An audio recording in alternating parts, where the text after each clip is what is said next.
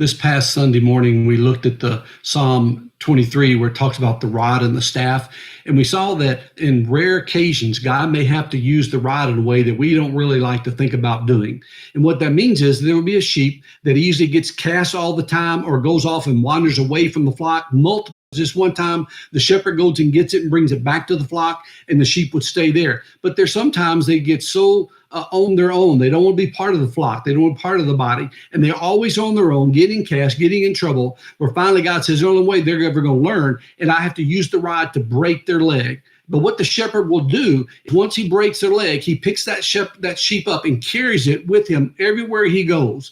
He has to feed the sheep because he can't go out and get food. He has to bring water to the sheep. He's constantly working on the muscles of the sheep so they don't atrophy. And I didn't have time Sunday to go on all the details of what a shepherd has to do, but it's a lot of work for the shepherd to restore that sheep. And during that time, that sheep begins to trust the shepherd, so that it's very unlikely that he would want to go astray, because he realizes that when he goes astray, he reaps the fruit of that. It's much better to be with the shepherd. When you understand that in the discipline process of parents with children, have you ever heard your parents say this? It hurts me more than it hurts you. And you hear that and say, that's crazy. That's where they're getting it from. It hurts the father when he sees his children hurt.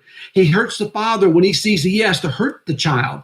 And then it costs the father, it costs Jesus. What did it cost Jesus to allow us to be restored back to the Father? It cost him his life. It's very costly to be a shepherd. Now, Jesus may not ask us to lose our lives for someone. He might, but that's very rare. More than likely, what he's going to do is we die to ourselves in order to live to others. In other words, we die to our rights so that we can be used of God to help someone else whom God has disciplined and needs to be restored. So when we saw Sunday, when Jesus is asking us, are you willing to be my shoulders for someone else? That's disciple making. And that brings our life to a whole different level. It's not about just us learning more and more stuff so that we can say, I know all this stuff about Christ. It's is God able to use us to restore someone else, to bring someone else back into the fold. Now, that will cost us a lot of our own selfish pleasures, but if we will learn to do that and take someone whom is basically on their back, needing help from somebody else, if you will go along and disciple them, and what we try to do in our discipleship process is one primary thing,